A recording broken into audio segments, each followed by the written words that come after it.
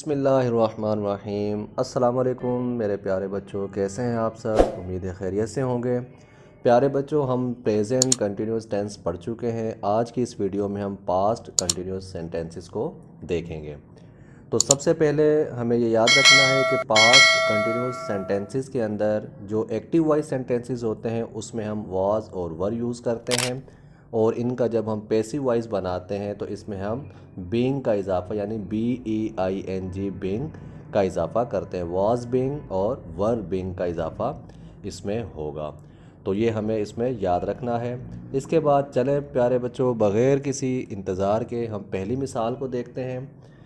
हमारे पास पहली मिसाल है she was writing a letter, यानी वो एक ख़त लिख रही थी। तो ये यहाँ पर आपने एक्टिव वॉइस में देखा कि वॉज और वर का इजाफा हुआ, वर्ब की ING फॉर्म यूज़ हुई।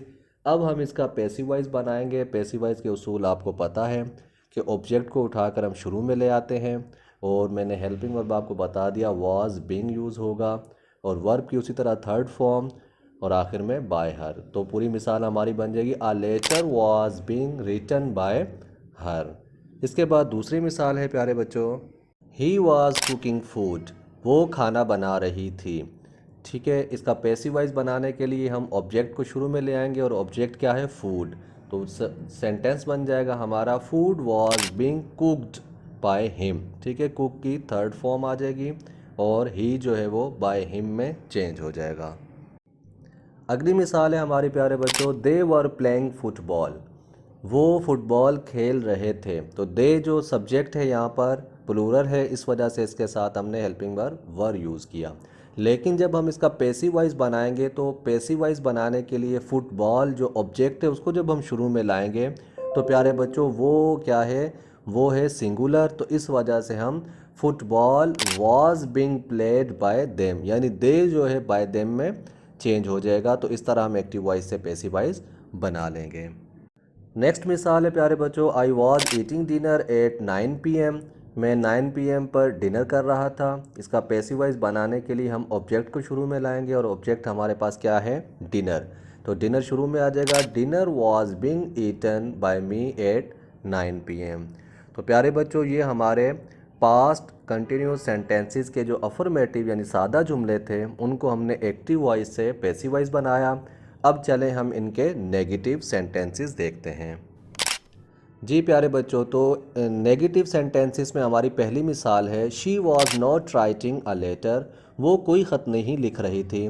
इसका पैसिव वॉइस जब हम बनाएंगे तो a letter was not being written by her. ठीक है, वॉज नॉट बीइंग या वर नॉट बीइंग इनके हेल्पिंग वर्ब होंगे, यानी वॉज और बीइंग के दरमियान नॉट का इजाफा करेंगे। तो जुमला हमारा बन जाएगा a letter was not being written by her. इसी तरह अगली मिसाल है हमारी he was not cooking food, वो खाना नहीं बना रहा था। पैसिव वॉइस बनेगा food was not being cooked by him. अगली मिसाल है they were not playing football, वो फुटबॉल नहीं खेल रहे थे। Football was not being played by them. Negative की आखिरी मिसाल है I was not eating dinner eight 9 PM, 9 PM पर मैं डिनर नहीं कर रहा था। Dinner was not being eaten by me at 9 PM, रात 9 बजे जो है वो खाना नहीं खाया जा रहा था मेरे ज़रिए।